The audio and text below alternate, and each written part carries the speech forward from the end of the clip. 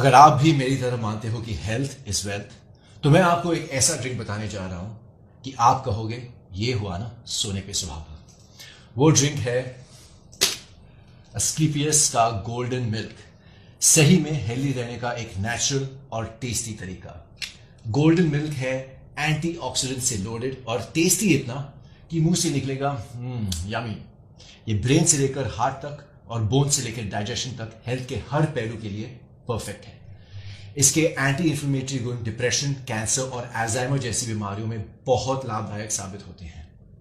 Golden milk anti ageing agent की तरह भी काम करता है और डायबिटीज की रोकथाम भी करता है।